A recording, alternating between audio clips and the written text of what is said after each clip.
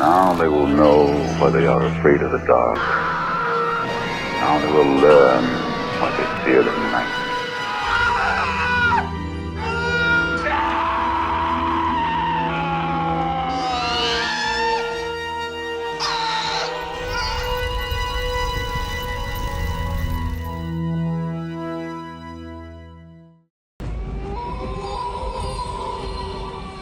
In an age of blockbusters, audiences were gripped by fear.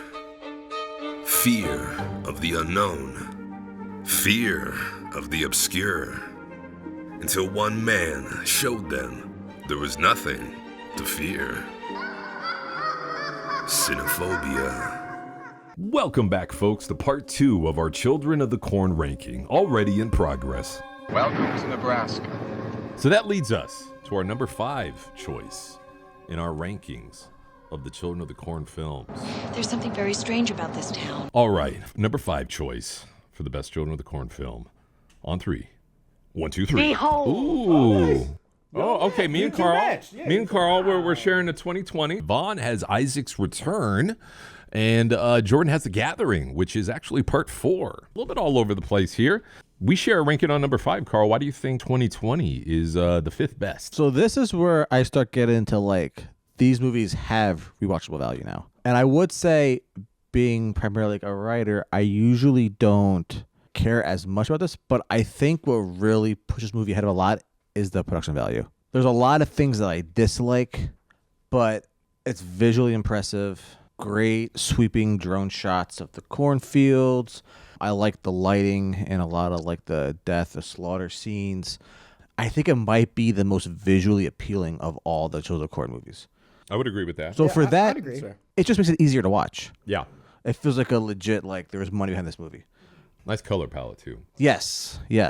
Like once again, like I'll tip my cap. A lot of these movies, they did make like ambitious attempts. They tried different things. They weren't, and this is one thing like we were talking before we started about, like, Friday 13th, you have Jason, you have a mask, you have teenagers, you have a camp, and you know what's going to happen. At least here, they were kind of like, okay, let's try different things. Not much of it stuck, but they tried different things. So I do appreciate that. I think it came out originally in 2020, but then was like released wide a few years later because I guess pandemic and stuff. But I feel like just what a lot of other woke, if you want to say like a woke film in this era, it was so on the nose. Eden didn't do any preaching, but the film was preaching to me, like in my face preaching, which is why it isn't higher on the list. And also, let's start with that. The preacher's name is Eden. Like, give her a son Adam, Don't worry, Eden. Nothing ever really dies in the corn. And I do agree she was kind of all over the place, which was probably a script issue, but she did have some good monologues, and I really did like the trial. I guess you'd call them a trial scene where she's like the judge and the jury. Mm-hmm. Like that was cool. But I also feel like she was an incredibly flawed leader. She came off very impulsive. I don't even think she had an end game. We're just gonna kill him. What's next? I will figure it out. We'll take that up with HR. You are HR. Pretty much. And then with Havon, I did not like the visual depiction they gave to the creature. It seemed like for a creature that they build up to the magnitude of like what He Walks on the Rose was going to be. I was like, oh, like that's it. And that's usually the problem when you have creatures that you don't really show but reference or talk to, and you finally show them. Very rarely is it ever payoff worth it. Usually less is more. I did kind of like the angle they took where like in the first film, in the original, you're like, oh, there's a leader, the townspeople are killed, we go to a few years later. This one, they're like, oh, we're going to show you what kind of happened, how it got there. That was cool. But then they also didn't really like build it up. Like I think Havon kind of mentioned before, but there was a lot of like, oh, she's doing this, now she's doing that, now she's doing this, and now we're going to kill everybody. There wasn't really that lead to her becoming a leader or what her goal was. So I really feel like it would have been a cool idea to show her the transition from her going from like her normal life to becoming a leader of a cult and committing the mass murder of the adults. But I feel like they didn't spend enough time on those plot points. The climax was predictable, but effective. And like I said, usually I'm harder on like those parts of the film, but I think just the lower budget of all other films without having its high production quality really just made this a much easier watch, and I could watch this again. I agree. It does have some rewatch value, especially compared to some of the later entries. Vaughn, you got Isaac's Return as your number 5, a little bit higher ranked than everybody else's. Why did you like this one so much? Why? I think something that Carl had mentioned as far as like a lot of these films have good ideas when you like look at it plot wise, you look at the pitch. Out of all of the films, minus the first one, of course, I think this one has the best ideas. Just going off of just ideas, because I'm like, all right, let's bring a cult leader back. And I'm like, cool. Because I'm like, you bring a cult leader back, you don't have to sell the cult anymore. I would get why they would follow him automatically. It's like, oh, you are a prop. You came back. You are Jesus. The problem is they didn't explore that with Isaac. He could have been like, he could have had a second coming. Right. Like, I think out of all of them, I'm like, this is the one I would have wanted to write. I hated Gabriel. I fucking hate. I'm like, if I want Freddy Krueger, I'll call Robert Englund. When he's doing, and he's trying to be funny, it's not landing. He's trying to be sexy, it's not landing. He's trying to be like cool, it's not landing. They're like, let's give him a leather jacket in August in Nebraska. I'm like, yeah, whatever. Sure, he's cool. He looked outdated cool. He looked like, I'm like, oh, you follow the Fonz. You know what I'm saying? So I will second Carl. Like Hannah is still driving off somewhere. Jesus Christ. Gatlin, what do they have, a monopoly on roads? God, please give her GPS. Like, she had no character. I did like John Franklin's portrayal of Isaac both times, and I don't feel as though it was a vanity project because he doesn't put himself over a lot in this film. There's a certain point where I'm like, oh, like, he's just getting trashed by everybody. I thought Nancy Allen, the little they gave her, was great. Yeah. There's so many good pieces in it. I do agree with Carl. Like, take out Gabriel, just have Isaac's son. I'm like I am destined to be here. I don't even know what my my upbringing is. Whereas he's like, well, my dad's kind of bullshit, and he's saying I'm the chosen one, but I ain't. Like, I was actually meant to be like a cashier at Walmart, but don't tell nobody. Even Isaac's henchwoman, that's like the sheriff. But right. She's down for it. I was like, that's an interesting character. I'm like, that visual, like, because she's all tall and skinny, and like he's like small like a child, but you can tell she love him. Like, yeah. I was like, yo, there's so many good pieces to this, and I'm like, it is by far the most disappointing one. But I'm like, if someone was like, yo, you get to remake one of these and redo these and change history, like just get into DeLorean. I'm like, I'm going for Isaac's Return. I'm like, I can make a bomb ass one. There's so many good things in it. Like, Would you rewatch it I have rewatched it by yourself? I did. Oh. Why? But that was mainly because of my allegiance to John Franklin, and I do think his conversations, out of all the Preacher's conversations with protagonists, I think he has the best ones. I've liked other leaders and stuff like that, but I think even Malachi, I'm like, yo, your conversations with protagonists aren't great. Even this one, he has the cane, he's got the hat, like, he's the Penguin of the Children of the Corn series. It's like, and you can't wait for him to like talk to like, who's the Batman this time? Because I like Isaac so much because, like, I think, again, I know Carl didn't like this, but I like the ambiguity. It's like, are you bullshitting again? And I like that. I like that added detail about him because there are pieces of him that it's like, oh, you might have the powers. But like I was saying when we were watching it, it feels like he's just like, yeah, he who walks by the road says we got to make all, like, houses right now, and we got to put corn in each of them. But mine has to be the biggest. It's like, wait, are you sure? He's like, yeah. Don't question it. And I get to borrow your car whenever I want. He said that. So I like that addition of Isaac. But yeah, Gabriel, he really trash. The actress who played Hannah, she didn't have anything to do, so I can't blame her. But she also got Stacey Keach. She got Nancy Allen. Like, they're doing great with what they got. I think the problem is, I feel like this originally, he wanted it to be a series, like a mini series maybe, or a TV series. Because like it feels like there's a lot of setup. Right. Even at the end, I'm like, oh, this feels like there's supposed to be a part 2 to this. That would have been better if it was like a 4-episode miniseries. Doesn't it feel like the Infinity War of things? Because like there's so many players, so many agendas, so many dynamics and relationships, and none of it's really solved at all. We're not even sure if Isaac is dead. This was around the time of like the Mick Garris Stephen King adaptations where it was like 3-4 hours long, whatever. I wonder if he was like, oh, it'll be one of those, and the studio's like, no.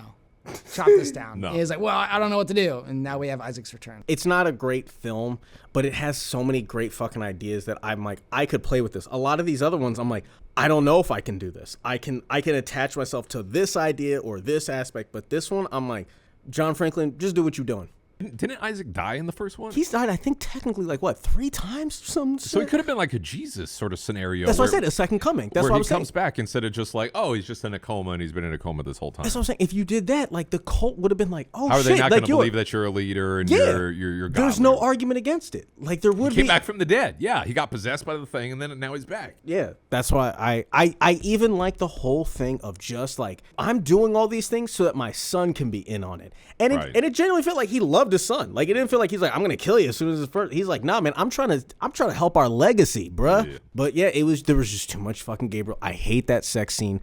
It's so aggressively unsexy. My dick has never been softer than when I was watching Isaac's Return sex scene. Like, and I will end off on that. Well, it's weird because that was the first sex scene. I was like, oh, I feel represented on screen. So, I don't know. On the dirt, yeah, it's great. What adventures did you have in Indiana? Like, all we had were barns, dude. That's all there is. He's still picking hay out. I am. Yeah. So you got The Gathering, Jordan. Number 4. I think this is the first time The Gathering showing up on any of these lists. So which is making me quite happy. why is it your number 5? Well, it's weird because look at my notes. There's pretty much all negatives listed. Getting tired of that crap. It's like with every movie, though. Yeah. The pacing too slow. There's not enough corn. There are way too many dream sequences. The ending is so underwhelming. It just comes and goes. Like, wait, that's what we were there for? Mm-hmm. That's what this whole thing's been about? Literally, like, everyone worked hard in the cold just to lead up to that. So that's underwhelming. And this could be a hot take, but Naomi Watts, she is the lead actress in this movie, and her performance is just fine. It's just fine. A little boring. I think the actress who plays her friend is way more charismatic. I wish she was the lead actress. The origin story of Josiah is fine, but it's way too long of a story. And I think that's why I have this. One of the reasons I have this so high up is because that origin story is filmed in a very interestingly way, and it makes me want to revisit it a bunch. Because sometimes I think about it and I can't stand it. Sometimes I think about it, I'm like, God damn it, I admire you guys for doing it this way. Because basically this origin story is told from 2 old ladies in this weird, like, Texas Chainsaw Massacre-esque dank living room. And they're just... She was in it. Yeah. That is the mom from the remake. You're right. You're right. I forgot about that. Wow.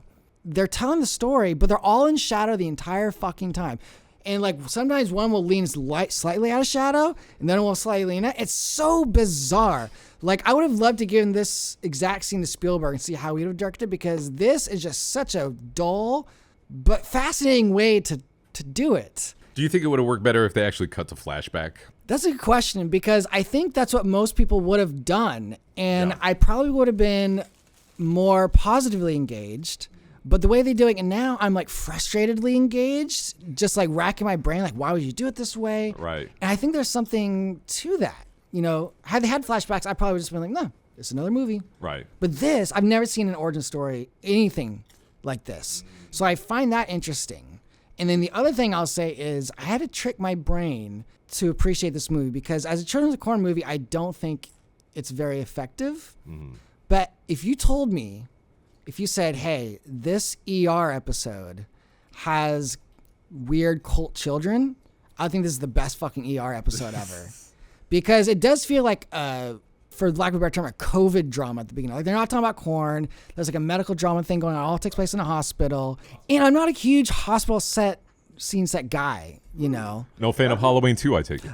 It's not my favorite. Why do we keep trashing her? There are so many other movies. Because you're here. I think they're still in the hospital. They are. Yeah. They really are. So there's something sterile about it. They're not aesthetically pleasing. But yeah, as a ER episode, it's pretty good. It's a Children's Corn movie. It's fire. Bad. Yeah, put George Clooney in that thing. Yeah. So I think production value is there. And I think that's what's going to keep me rewatching, because it looks, it sounds like a movie. And I respect that. Whereas a lot of the ones towards the bottom, it's just like, what the fuck even is this?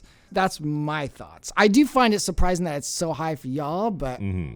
So my number 5, Children of the Corn 2020. I share a lot of the sentiments that Carl had, except for I did like Eden. as the leader. I didn't feel like it was like trying to be too woke and like, oh, let's just get a girl boss in there. I actually thought she was genuinely creepy in some moments and unsettling. Carl, I know you brought up that you didn't like the ageism, young versus old aspect about it, but to me, that was one of the most interesting parts of the film. For a bunch of movies that don't really have any sort of deeper meaning or try to deal with any sort of themes at all, for a Children of the Corn movie to come in and try to approach something from a serious angle with a little theme in it that I think ties in well to the story itself of adults versus children and these adults trying to base their decisions on what's going to happen with the corn and how it affects the children's future more than theirs. I thought it was really fun. So that town hall meeting that they had where they were arguing back and forth on that, I thought was one of the better scenes in all the series. Yeah, I wasn't against the theme. I was against that it just seemed like they were just preaching to us. It wasn't like organically in the script. Too heavy-handed. Yeah. I think the girl boss moments were more so for the protagonist. Oh, I see what you mean. She was kind of just walking around, and like no one ever put her in check. She was never wrong. Right. She was like the moody girl, Miss Moody Blues. Yes. Yeah. I do think she had girl boss moments. Okay. But very one-note performance from her overall. I think we can all agree on that. Oh, yeah. In regards to, having Eden as the leader, if you replaced her with a boy, would anything have changed? It wasn't like anything like, oh, here's a different look. Specific to her sex or anything. Yeah, like it wasn't like, oh, let's navigate some things we couldn't navigate with a male leader. It was just kind of like, and I just hated the fact that her name was Eden. I mean, I don't know a whole lot of female biblical names, so Eden to me just felt kind of natural. It felt right. I mean, it did feel along the lines of like naming her Eden. Yeah. Felt along the lines of her name is Grace. Right. You know? Yeah. I mean, you can say the same with Gabriel in 6. Yeah. So the name didn't bother me that much, the whole Eden thing. I did feel there was a couple other memorable scenes in addition to the town hall one. I did like the killing of the adults scenes. I thought those were fun, particularly when they buried them alive in the cornfield. For a film series, which a lot of the later entries I found very forgettable and racked my brain to even remember a single plot point from them.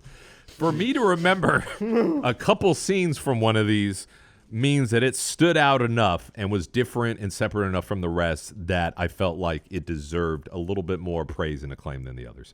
In addition to the parents being buried alive in the field, I also liked them being gassed in the jail cell. I thought that was very fun, too. Now, how these kids rounded up the adults, I have zero idea. I don't think we ever explained that, right? Okay. Well, I mean, in the director's defense, if we said that to him, if he was like, how can we possibly? Like, even like if they started off, we'll do it in their sleep. We all gave them sleeping pills. Right. Would you really want to watch a scene of Eden telling the kids to drag? Yeah. You would have. Yeah, I think they're at a disadvantage because she has the youngest crew. She does, yeah. So they're not as ably boggled. She has no Malachi. They don't have a Malachi, big, tall, strong dude. They were just like, fuck it. We're just going to accept it. Let's just move on with the story. I don't know. I feel like if taking the sleeping pill idea, if you just didn't have her say that, but you have her with her people, and then you see just one or two putting pills into like whatever, and you have like one of those big drone shots they're doing with the cornfields, but every house is like a kid or two kids dragging out their parents like through the quick montage. Until like I think that'd be a cool shot. I agree. You know what? They could have compensated. Like, all right, you'll have the youngest kids, but you'll have the quantity. Like, you'll have the most kids. Right. Like, they might not be big, but at least you got a shit ton. But you got like 400 of them. It's like 3 or 4 per family. I was upset like there's not one adult with a gun. Like no one was fighting back. Everyone just kind of for a rural town too. Yeah, a rural town. Like, motherfuckers have guns, dude. They should have. They all got shotguns in the back. Dual wielding shotguns. Your name is Ennis. You don't have a shotgun in there. Some children would have been killed. Absolutely, that would have been interesting. Yeah, to see this whole kind of little battle between them happen, and somebody actually start blowing some kids away, and then maybe some of the kids, other kids cared about them, and it's like a sad thing, and that makes them want to hate the adults even more. Absolutely. We could have played with this a lot more. There was ways that we could have done some of these things better. Now, whether or not it was budget or it was time constraints, whatever. Another good aspect of the film that I did like was we had a cameo from an actor from the Road Warrior film in this one. Bruce Spence! Yes! Bruce Spence is Pastor Peony. He was a very fun addition. I like seeing a familiar face in there. Haven't really seen him outside of the Road Warrior film, so very nice to see him in there. We brought up a lot in the discussion about this 2020 version about the corn monster that we have at the end. I know it's very kind of divisive how people feel about this. Now, I did like the corn monster. I liked it more in the conceptualization of it than the actual execution of it. The VFX that they use for the corn monster, the company that they used, it's just the budget they had for it. Whatever it wasn't enough to effectively pull it off, which is why we kind of didn't show much of it as it started going in the barn towards the people. And we saw it much more later on. It was like Jaws in that respect. I think I made a comment that was... You did. Are we comparing That's what Jeremy said.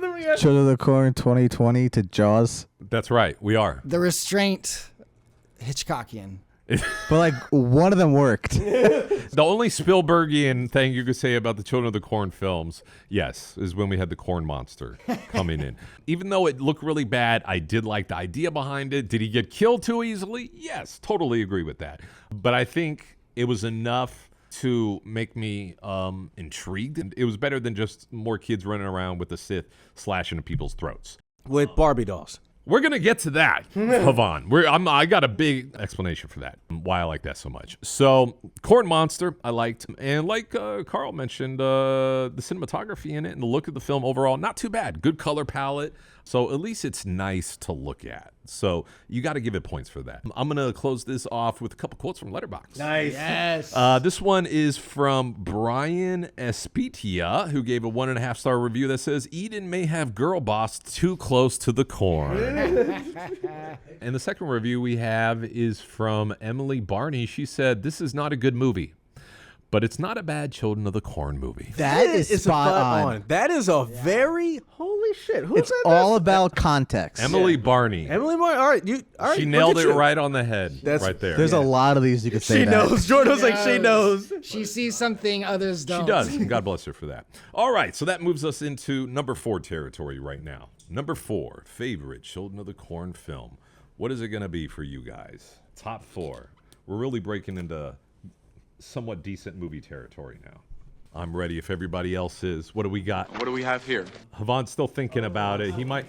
I'm conflicted. He's second guessing his rankings this late in the game. That's okay. Wow. Havon the flip flopper. Sticking to it. Yeah.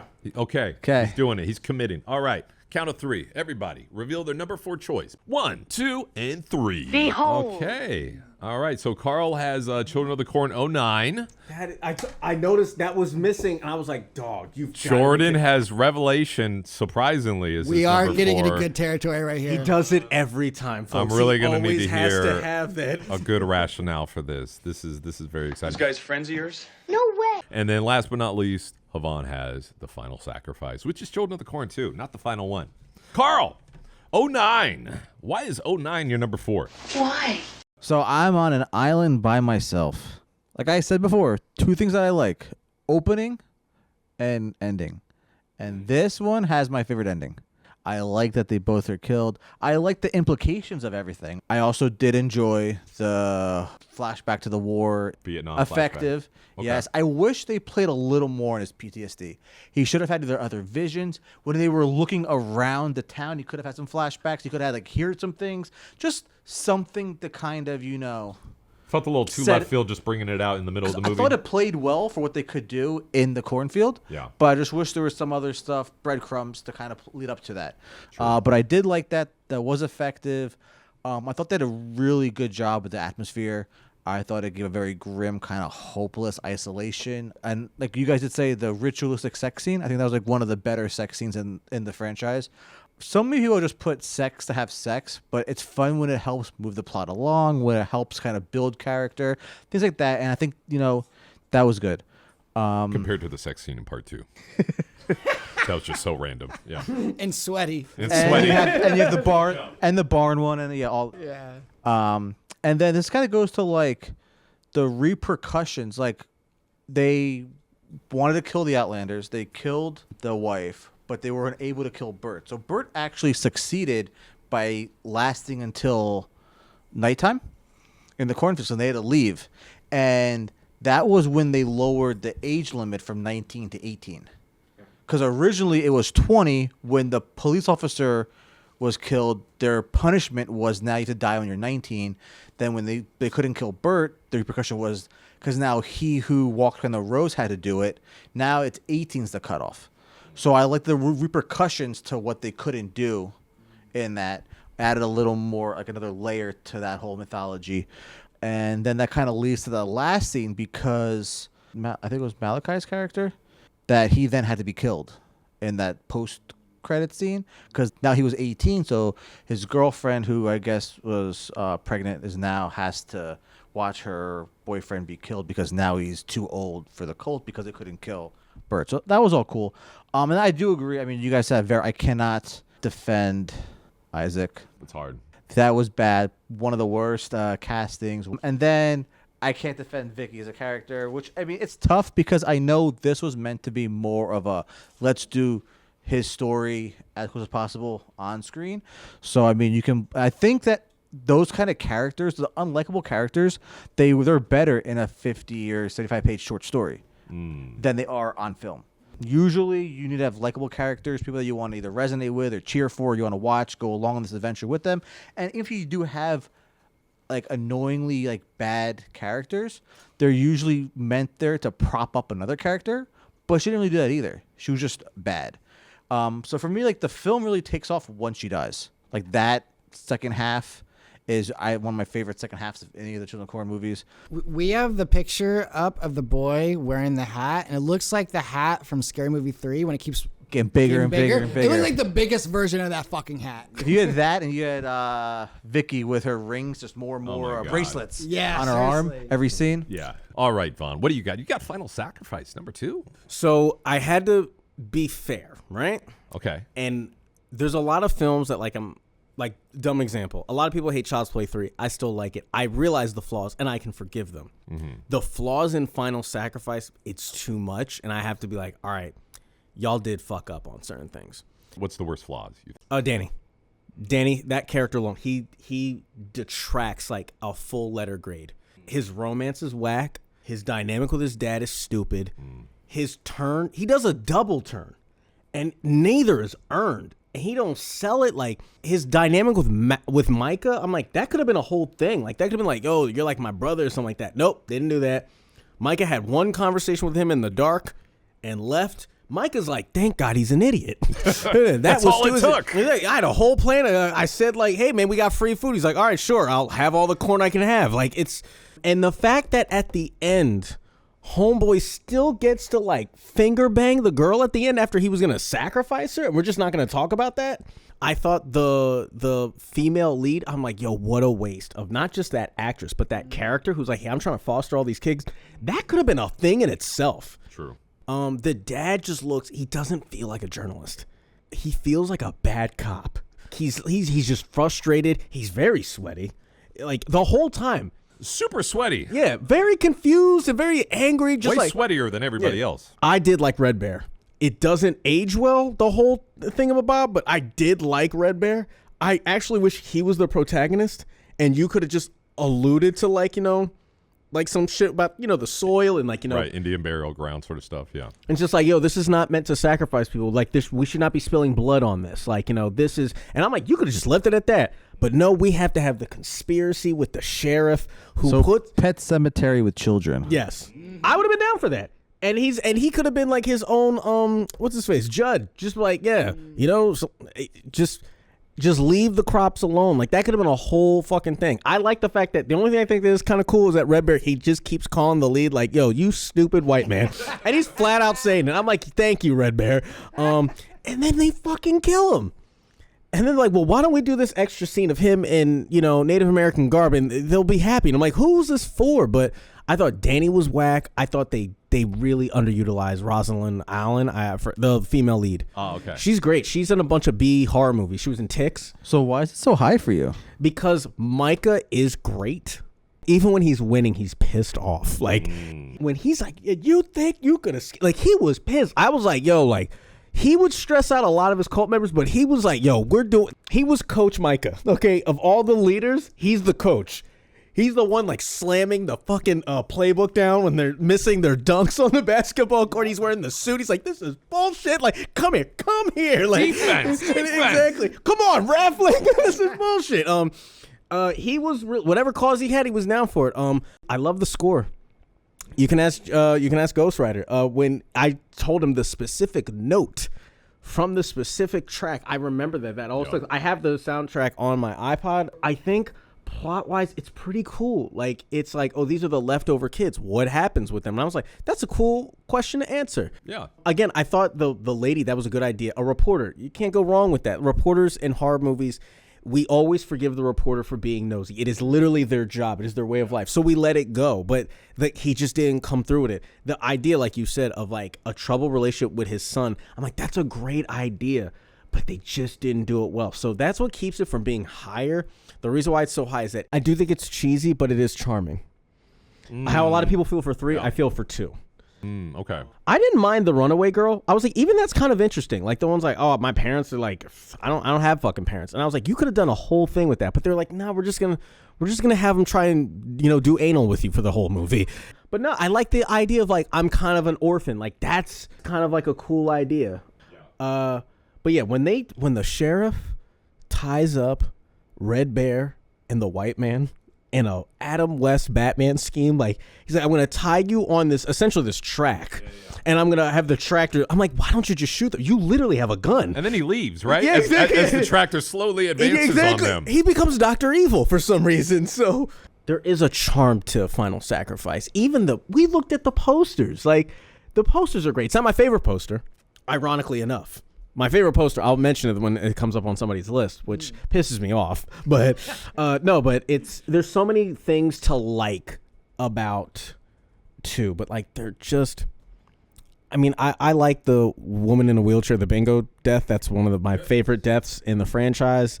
It's misleading. It's very misleading because you think like, yo, this movie's about to be crazy. It's gonna be dark. It's gonna be scary. But no, Micah does elevate this a lot, and so does Red Bear. The acting of the female characters, like they're like I'm rooting for them as performers, but yeah, it's the 2 dudes. They fuck it up. Jordan, which one is yours again? Children of the Corn, Revelation. Jesus 2001 Christ. film. Yes. I thought we were done talking about this movie, but here we go. Silence! God. No, Okay. no. I love it. Listen up, y'all. Lay it on us. Come on, you can tell me. This one is cheesy fun. It doesn't take the lore or this silly concept seriously. It's just good old-fashioned schlock. There's iMovie music cues, cheap CGI, cheesy diving after a fire explosion, and a woman choking herself with corn stalks in a bathtub. Don't take it seriously, drink beers, and laugh along. The only nitpick I have, literally the only one, is that Michael Ironside is only in this for 5 minutes. But hey, a little Michael Ironside is better than nothing. Got that right. That's a very good point. Facts. Tell me when I'm telling lies. You ain't lying. I do appreciate that the kid leader of this one doesn't look like the strategic leader of the past. He looks like an actual dumb bully. His introduction, he just like awkwardly stands still while there's fog behind him and he's staring evil with like his fingers spread out of his palms. Like it's a primal thing to look bigger. Like the thing you do whenever you're like supposed to scare bears. Yeah. Like the only thing that would have made the intro better is if you had the Goldberg theme music playing in the background. There's 2 little creepy kids that are over the top sinister, but they're kind of cheesy, so it works. And I love that part at the end where all the kids are in the hallway and you like see that one girl swing on a swing set, but it's like up near the ceiling. So it's like, are we seeing a ghost, a visual? Is she actually just like concocted a swing up there? Like, I don't know. It's creepy. And then I actually really like the actress who plays the lead. She's very charismatic. And I like Detective Buttchin. He has a fun presence. Detective Buttchin. Detective Buttchin. Y'all are dissing. Bucchin. Yes, Kyle Cassie. Oh, is this guy? Okay. As Detective Armbrister. What a name. Buttchin is better. Buttchin is better. But I like their charisma, their chemistry. It was great. And I like the stripper girl. She's hot. She's fun. I appreciate her boobs, you know. I do. Horror movies don't have boobs anymore, so it was nice to see some. At least somebody has the balls to say it. Right? You know, bring boobs back. Make boobies great again. Exactly. The only last 2 things I have to say are we had a genuinely great decapitated head that was very well done and looked expensive and realistic. I think most of the budget went to the decapitated head. It was the convenience store guy. Okay. Yeah. Go back. Phenomenal. And also, we have to say, as per his character name, cranky guy. cranky guy who's just rolling around the apartment complex in his wheelchair, yelling obscenities. That guy got canceled like 10 times in his screen presence. God bless him. One of the best parts of the whole series. Absolutely. So, I do love the lighting. There's like some interesting like green and pink lighting going on. It's very theatrical. So aesthetically, there's a lot going on as well. I think this movie gets a bad rap, and I think if you rewatch it again, there's a lot of interesting choices. Would you guys say right now it's boring? Answer me that, buddy. I would. Oh, I would. Yes. Aside from the stripper and the wheelchair guy. interesting because every scene, my eyes were like on something, or some character was amusing to me. That's why they call him Jordan Hot Take Campbell. I guess so. Damn. I feel like Abel had the worst army. Abel and his army. I was like, yo, y'all. But they were ghost kids, so they're kind of like indestructible, right? Yeah, but I'm like, in theory, y'all are the most powerful ones. But I'm like, yo, y'all are pretty fucking whack. And he would have just stared at me, and I would have been angry, and I would have walked away. He would have just looked at me, and I'm like, dude, I'll say this: if I was in front of Abel and he was coming at me, he would beat the shit out of me. And I have a Planet Fitness subscription. I have some muscles, and he would still beat the shit out of me. He was intimidating. He's not doing strategery. That kid would have beat the shit out of me and stole my lunch money. If you're listening at home, look him up. He's frightening. He looks like the Undertaker whenever he was like 9. oh, that's hilarious. Because now I can't unsee that. Yeah, dude, fucking look at him. He's scary as shit. I did forget to bring up the Letterboxd reviews for this one when I ranked this. So we have Quinn Bailey, who gave a 1-star review to this, saying, I don't think it's a good sign that a film subtitled Revelation leaves me with more questions that I had coming in. True. Fair assessment. That's so fair. Our second review of this one comes from Jesse. He says, when I think of a Children of the Corn film, the first thing I think about is a high-rise apartment building because it's easy to grow corn in concrete. Someone out there has to have the ability to make a good Children of the Corn film. It has to be possible. No way. As a writer, I almost want to answer that challenge. I don't want to get hostile to this Letterboxd user, but that is the magic of cinema. In the realm of movies, you can grow corn in concrete. That's the fun of it. That's fair. I won't argue that. All right, so that leads us to my number 4 choice is Children of the Corn 4, The Gathering. So reasons why I like The Gathering. Points for Karen Black. Even though she was kind of agoraphobic and she kind of just stayed in the house the whole time, and then when she had to leave, it was kind of convenient for her. But points for having her in there. Jordan, I know you said you didn't really like Naomi Watts' performance in this one. I did not. Granted, it was early on in her career. It was before she really made her bones in the industry. But I did feel like she still had enough of that Watts acting ability in order to carry the film mostly on her back, I felt like. She's one of the only reasons to really sit down and watch this whole thing. I feel like it has one of the worst leaders of all the Children of the Corn films because he's not even really like a child who's alive and he got possessed. He got killed, and we have this whole convoluted backstory about him and kill him with mercury. It's just all so fucking silly. So I didn't really care for it that much. I did find the scene where the 2 old ladies in the room were talking about the backstory behind him engaging, at least. Whether or not it could work better with flashbacks, probably the case. But I still did find that scene right there enjoyable. It did kind of lure me into this story about him. Good cinematography overall. More of a medical thriller than an actual Children of the Corn movie, I feel like. Take place a lot in the hospital. A lot of hospital hallways, things like that. And I don't mind the hospital setting, but I do feel like it's not so much Children of the Corny. I remember this movie most for its trailer. We were talking about this before. I think they had it on the tape for Curse of Michael Myers because that was released by Dimension Films as well. So I have a fond memory for this trailer, and I like the trailer more than I like the film itself. Last thing I have to say about this, the first of the sequels that's genuinely bad, Children of the Corn 4, is my number 4. Unfortunately, I don't have any Letterboxd reviews for this one, but I will have for the other ones. So that brings us in the top 3 territory right now, folks, which means we're actually going to get around to some good Children of the Corn movies for once. What is going to be everybody's number 3? Are we going to have some hot takes? Or are we going to have some cold takes? Let's find out. 1, 2, 3. Behold. So Carl has Children of the Corn, 1984, as do I. Vaughn has Runaway. And Jordan has Urban Harvest, Children of the Corn 3. Carl, it seems like you and me kind of share the same feelings about Children of the Corn, the original one. We've been on the same wavelength a few times now. So I know. I disagree with you on different some reasons, but the same ranking. I know people usually consider the original film in a series, especially horror, usually one of the better entries, but you ranked it as number 3. Why is that? I think it might have been Jordan. So it was boring. That's correct. Yeah. There's a lot that's like, and I feel this is kind of the problem when you're like, okay, let's take a 50-page short story and make a feature film. Like, we got to figure a lot of stuff out in the middle ground. And there was definitely some parts where you're kind of like, let me look at my phone for a little bit, which is why it's 3 and not higher.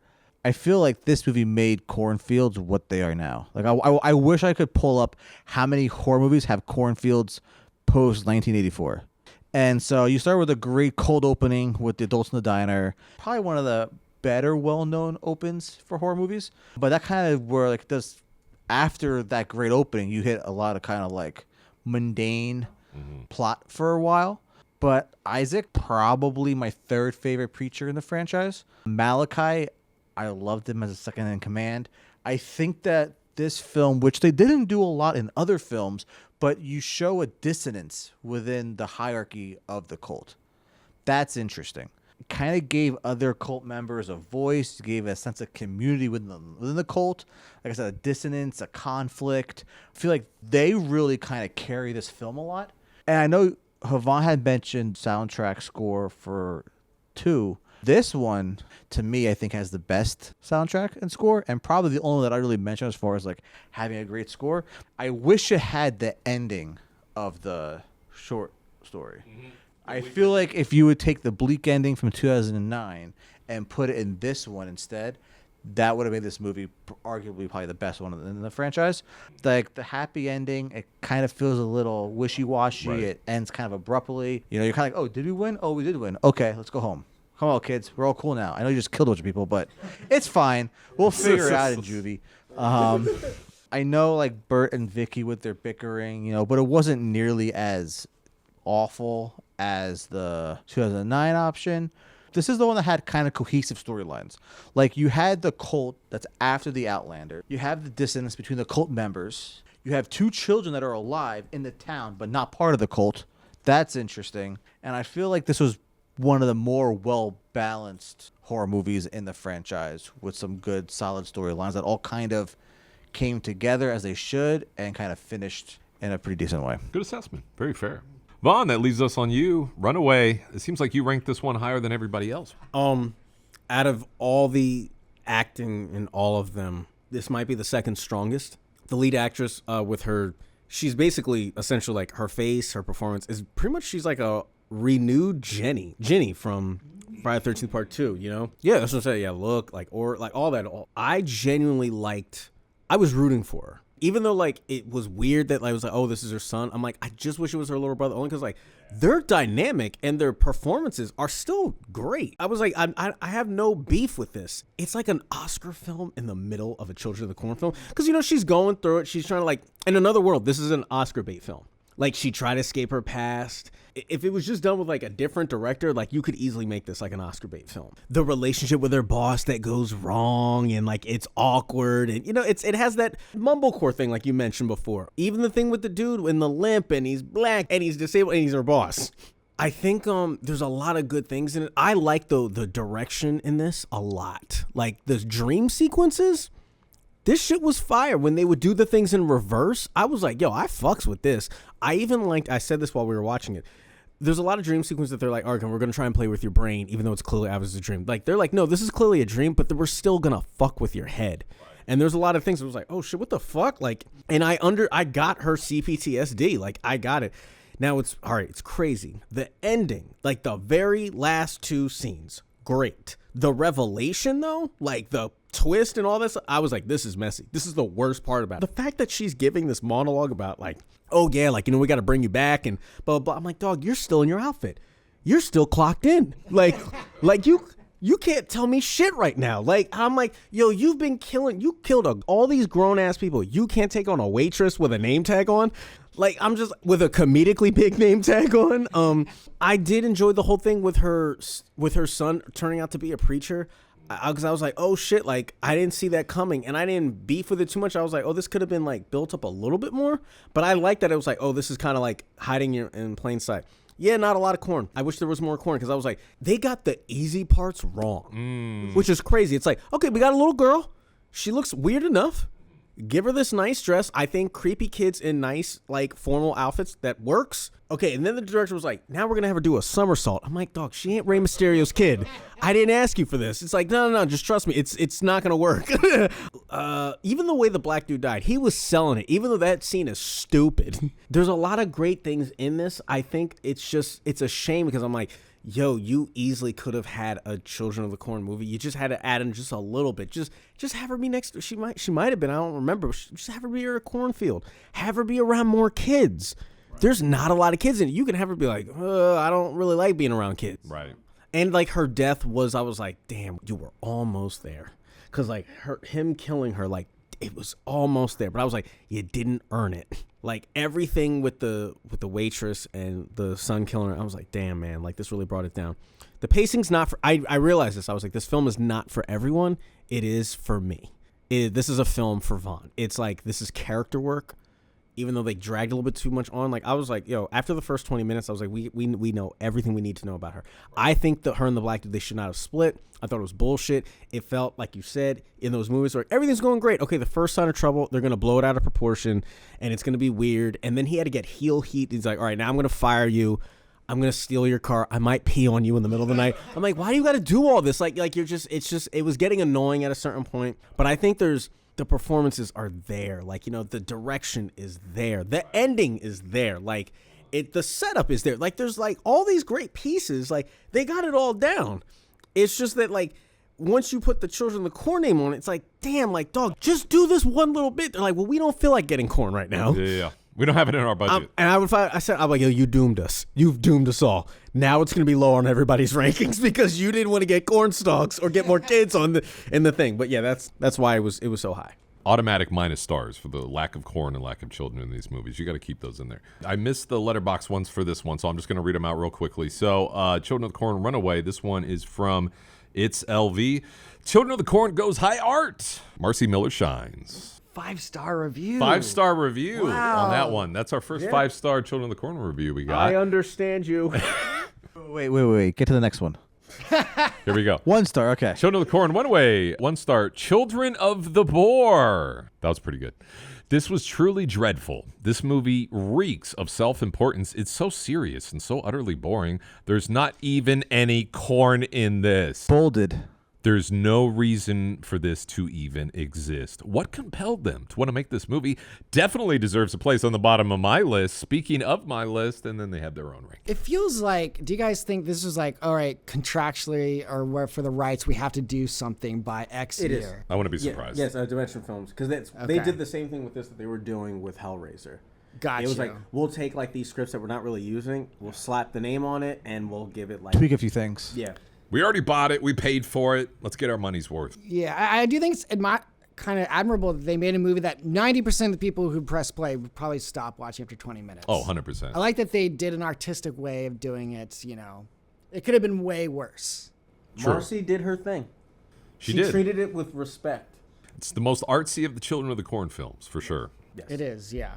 Low bar. Low bar. Now, Jordan, your number 3 is Children of the Corn 3? Yeah. Fittingly. It is. So a little bit higher than some of the other ones. Why is it your number 3? Well, I just have to say something real quick. No one fucking trash talks Screaming Mad George on my watch. You damn right. I have been seething in anger this entire time. Thank you. I have to defend this Rancor monster that's at the end of Urban Harvest. 100%. He worked so hard on that. You could tell they're like, all right, we're putting this in Screaming Mad George's hands, and he's going to take it from there. And God bless him. I think he did a great job. I would have this over the limp dick endings of, 6 and 4. This is like, they fucking went all in. They committed. Sure, they had Barbie dolls, but that's what they had. They tried. They did. It was 1995. What you going to do, right? You had Barbie dolls. That's what you had. They ran out of budget. They ran out of budget. It's fine. They tried. So I appreciate the effects work on that. Also, we have to mention the death. I believe the character's name is Malcolm. Whenever they go towards Nebraska, and they like get the dude's spine raised out of his body, Oh my so it looks God. 10 foot tall, and it's fucking gross, disturbing. Gross. That is very good. That is a good It one. was such a good one, and it's crazy. If you had a supercut of the best kills in horror cinema history, it deserves to be in there. I firmly believe that. That's a good one. I'll give you that. So yeah, if you're listening at home, Google Malcolm Death, YouTube it. It is insane. To add on to it, Malcolm's death, I like that it's gruesome, not because like it doesn't just do it just to do it. It's also like this is explaining why he's gonna kill Eli, because it's like, yo, you killed the brother I made out here. That's probably me Right. thinking too deeply into it, but it's like he needed to see that death, so that it's like I have no conflict. Like that was the good last straw. That's the only reason I was fine with Malcolm's death. That's a very good point. But yeah, so like you can diss on the Rain Corn Monster all you want. He was knocking out of the park with the other effects. So Screaming Mad George. 100%. If you haven't seen Society, oh my God, fucking watch that movie. YouTube Urban Harvest Cornfield Death. Do it. It's only a minute long, but it's a good one. It is worth it. One last piggyback. Yeah. This is the film that I do think low-key has the best poster. And I'm low-key kind of mad about that. Part 3? Part 3 with Eli holding the sickle. I'm like, that is kind of like, no pun intended, that is sick. I agree. Nice. Very cool. We have it sitting up right now. I keep looking at it. It's so cool. It would always stop me when I was at Blockbuster. Yeah. I'd always stop and look at it, even though I fucking hated the film. But I'm like, that is a cool poster. It's very simplistic. You It know? is. It's just a kid holding the seat, blackness all around him. He's underlit. Looks like he's holding a flashlight underneath him almost. Literally Someone does. was, I'm sure. I love how one of the quotes on the poster is, horrifying. Move over, Jason and Freddy. And see, now they went too far. You don't need to move over. You No. see, they didn't say Michael. They're like, because they knew. They had a cutoff.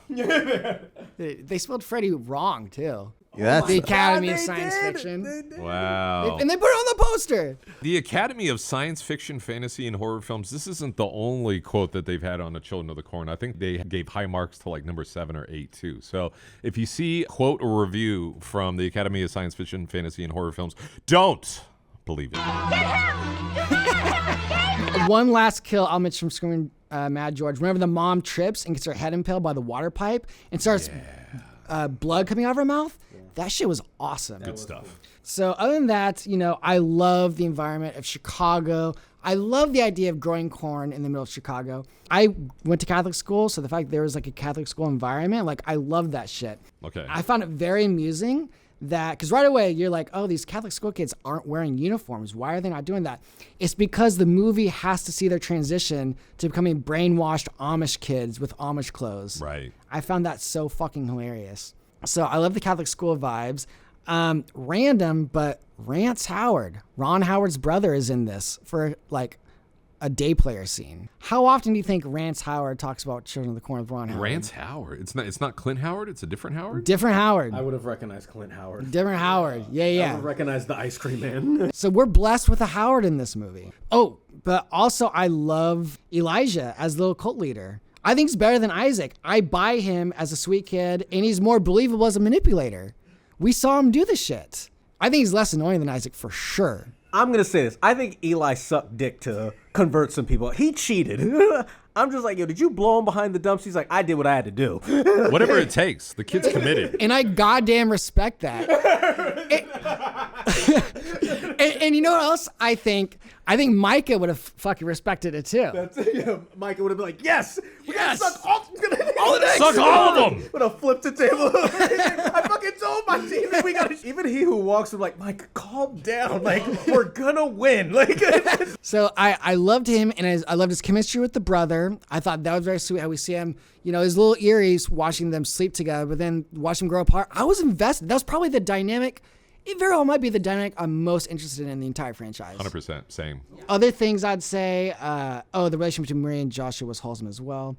I get why Malcolm interrupted the afternoon delight session, but I was rooting for them to get it going. And then the last thing I'll say is their underground hangout was a vibe. That place had been used for the sickest music videos of the 90s. I was gonna say that. I was Yeah. like, dog, this looks like he's like, yo, I'm selling out albums. Like, Literally. I'm selling corn on Wall Street. Like, Eli had plans. He had plans. Literally, if I was at that school and he was like, take a walk with me. I'm going to pitch you something. The whole time, I'd be like, nah, I'm not into this.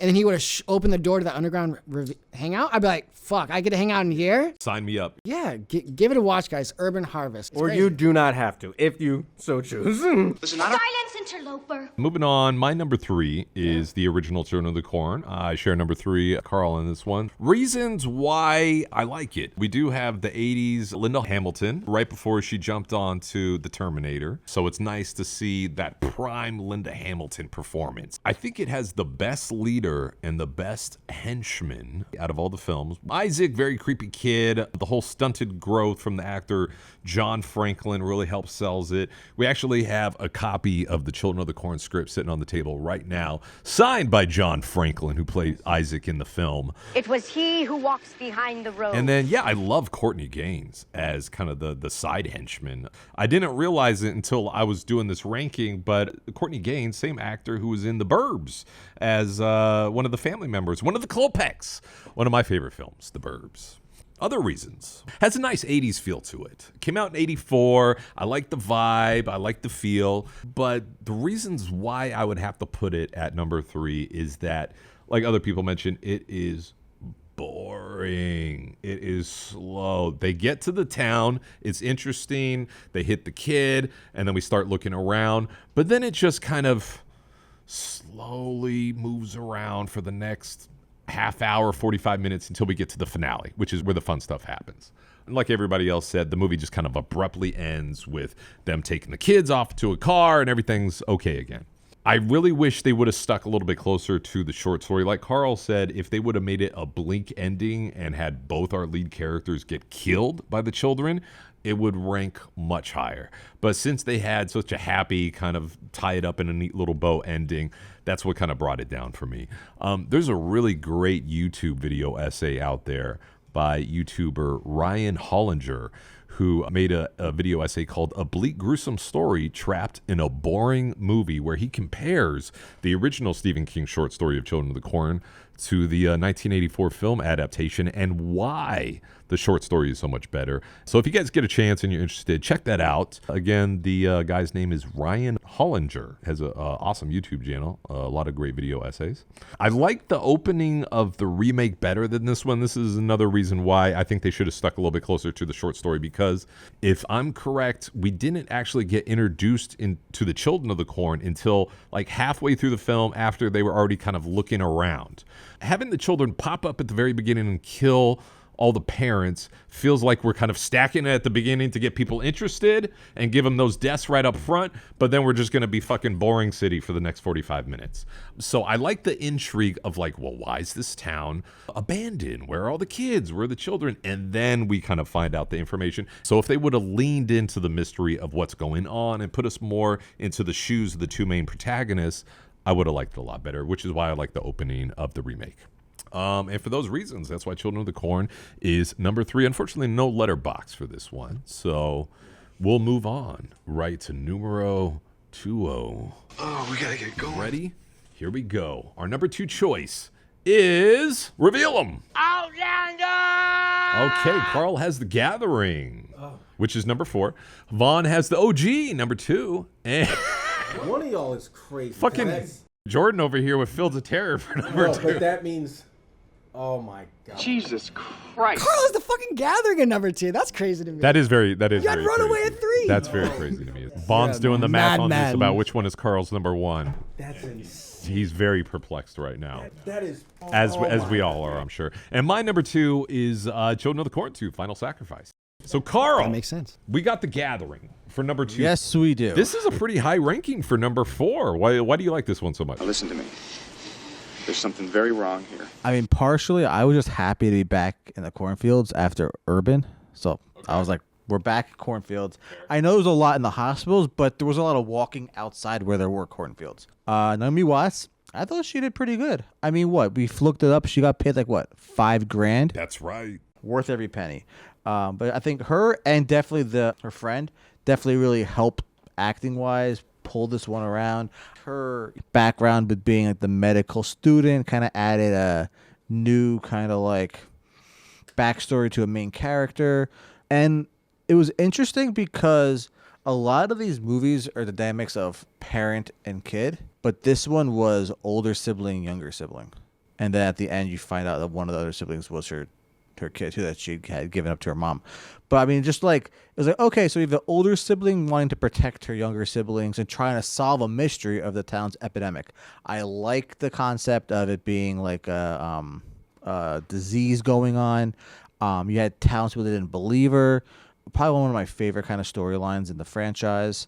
Second favorite leader. I know you didn't like him. Okay. Fucking right. I'm like, Josiah, resurrected preacher. Like, let's go. Brought all kind of like a new freshness into the whole mythology of the Children of the Corn franchise. I did find the origin. I found it engaging. Okay.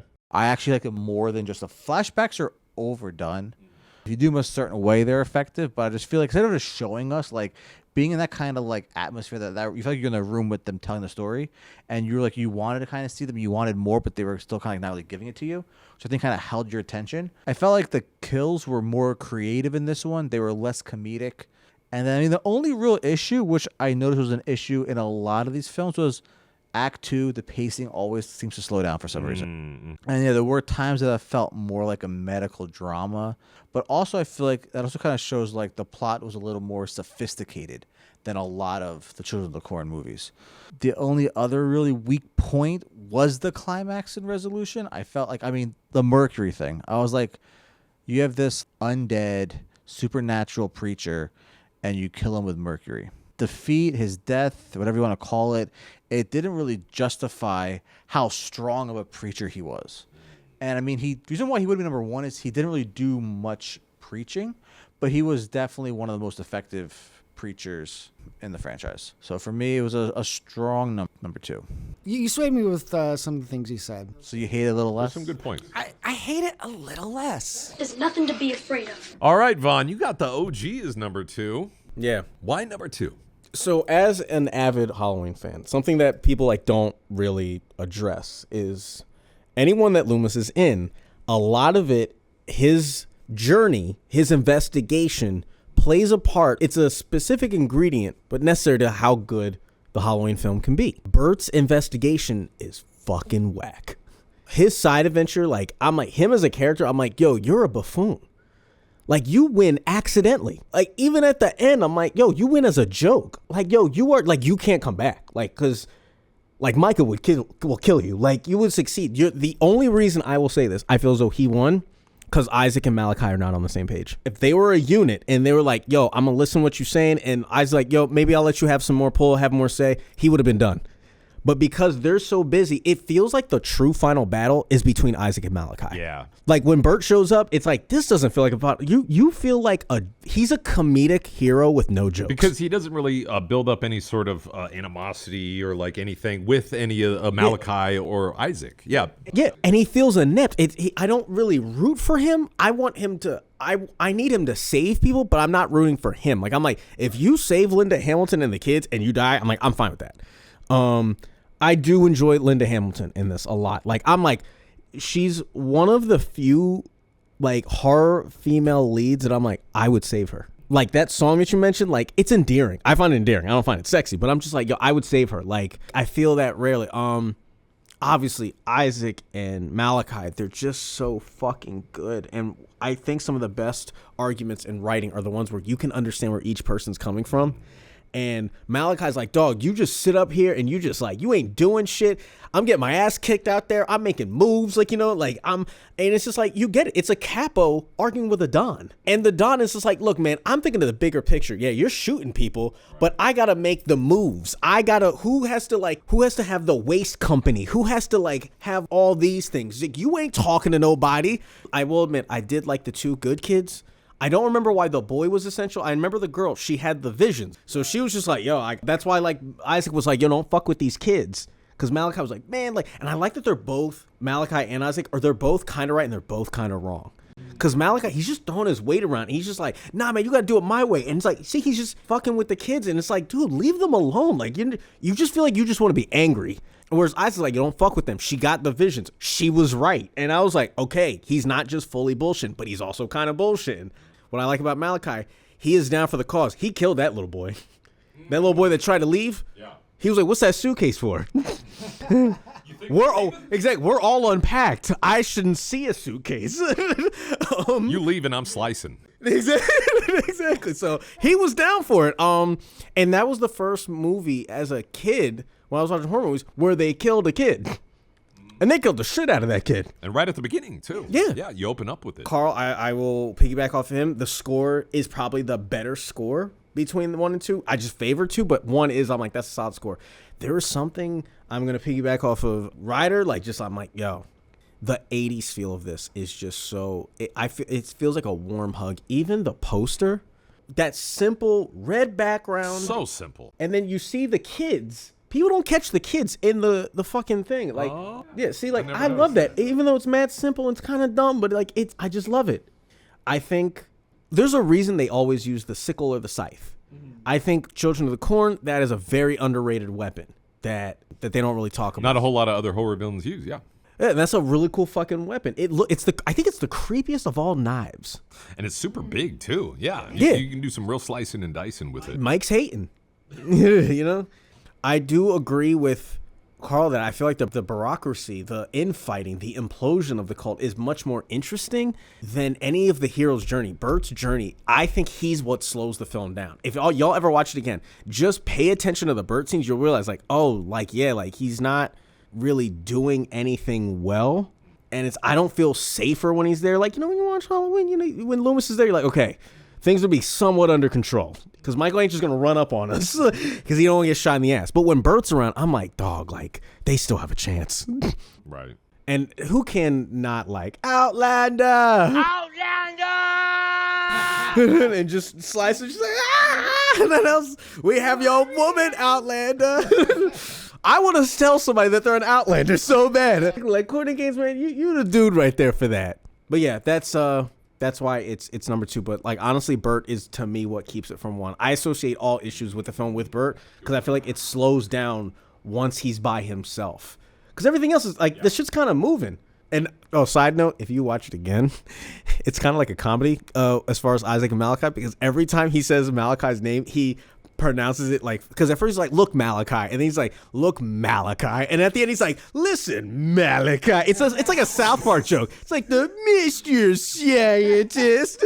So yeah, very good point about Burke bringing the whole story down. I would agree. Yeah, his whole character, his performance, his acting. Yeah, if you would have just stayed more with Linda Hamilton or the kids, would have been a much stronger film. Jordan, you're number 2, Fields of Terror. Wow, I love this. Talk to us. Who are you? What are you doing in here?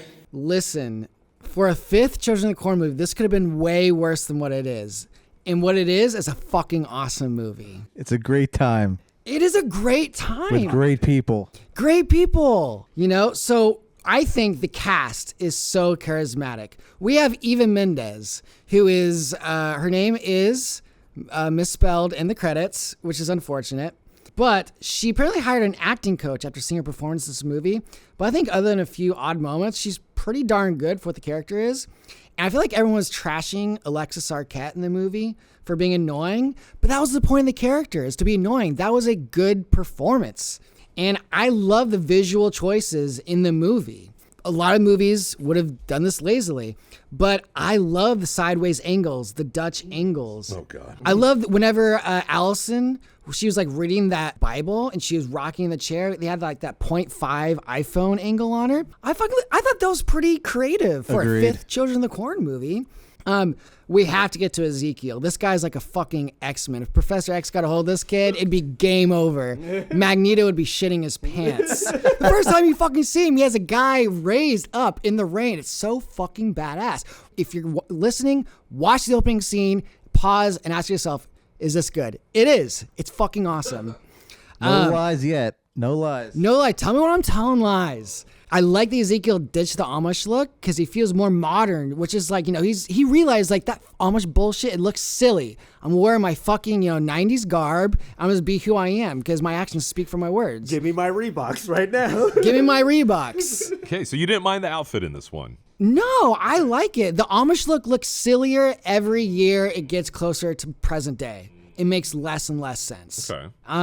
And I just think his performance is really great. Like whenever he makes those faces, you know, when he's doing his powers, he knows not to make it too much. I think that for a kid actor, that's a pretty, you know, there's some wisdom in that. I think the only time I can take Ezekiel serious is when Eva Mendes comes out to sacrifice herself and his jaw drops and basically his eyes come out of his sockets like a cartoon dog. But honestly, that's the appropriate approach, you know, whenever Eva Mendes walks in front of you. You got that right. Yeah, like, I don't blame the guy. The only thing that's questionable is his hands-on tactic at the end when he tries to kill Allison. He could have totally X-Men just blew her to smithereens, but he tries to kill her with her bare hands. So we're entering a, like, territory of, like, the 2020 movie where it's like, come on, you're smarter than that. But it's fine. I think this is the best assortment of titular children. Sure, they all look 25 years old, and they aren't Amish, but they look like they just came back from a Limp Bizkit concert, and they will fuck you up. See you in the mosh pit. Literally see you in the mosh pit. Look, he's going to win the gang war. If all the other leaders were like, all right, we're going to have a gang war. No, Ezekiel's got it. Oh, absolutely. One of these punks could have handled all of the kids in the 2009 remake. Yeah. Oh, they would have punted them. Yeah. Oh, the best one is the girl with the short ponytail. She genuinely disturbing. Great supporting cast. Fred Williamson is a treasure, and his presence warms my heart. David Carradine is serviceable. I'm glad he succeeded in his contract negotiations to let him sit for 90% of the filming. And then, He sure was, yeah. he was sitting, dude.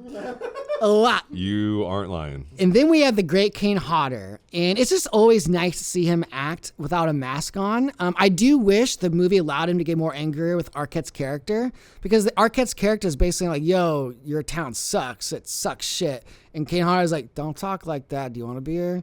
And Kane Hodder, you look at him like, dude, he could smack that kid, you know, off the bar stool. Just another nitpick. Some might say the ending is rushed and anticlimactic. And perhaps it is, but after the baffling, quick, and lazy ending to 4, this feels like a breath of fresh air. We have a lady dangling from heights. We have multiple guys set on fire. A kid gets his hand stabbed in a gruesome way. And we have the baby with the green fire effects in his eyes. You just don't get that kind of cheesiness anymore in movies. You know, usually it'd be like filmmakers too self-aware or the effects are just a little too good. No, this effect was properly cheesy. So anyone who loves 90s horror, Eva Mendes, oh, she's fucking committed this movie. She was covered in ash, has a rat thrown on her, has a crowd of kids looking up her skirt, and it's climbing up a big corn tower. I love this movie because she was fucking committed. So Fields of Terror, watch it. It is a lot of fun. Why is everyone so young here? Children are still pure of heart. All right. Last up, I'm going to talk about my number 2. My number 2 was Children of the Corn 2, The Final Sacrifice. I really enjoyed this film a lot. Many reasons that we already kind of discussed a little bit, but let me see if I can kind of hit on some that we haven't gotten to yet. One of the things that I like about it was that it was written by a couple of the people from the Tales from the Crypt television show. You had Gilbert Adler and Al Katz penning this one. So that was kind of fun. Other reasons why I like number 2, I think he has a really decent leader in Micah. I really like Micah a lot. Yeah, he's kind of over the top and very upset, but that's kind of what endears you to him, you know? He's not cool, calm, and collected. He's just fucking raring to go, you know? He wants to kill all these adults, and we can't do it fast enough. So Micah is definitely one of the higher leaders up there, and since that's one of the main ingredients in a Children of the Corn film, I feel like you do need to have a good leader, and he fills that role to me. We do have lead actress, the short-haired girl who we mentioned earlier, who has sex for absolutely no reason with the dad character. She's hot. The dad character, definitely very sweaty. I think I mentioned when we were watching it, he looked very coked up, too. Yeah, you did. You did, yeah. He looked just like totally sweaty and out of it, and I dare you guys to watch this movie and not come to the same conclusion that I did. One of the things that I think also sets this film apart from the other Children of the Corn films, and I was a little surprised to hear Carl mention that he didn't like the deaths in this one, because I feel like it has one of the best deaths of the guy in the church with his nose bleeding, just profusely just starts bleeding because Micah's in the back of the church and he's watching.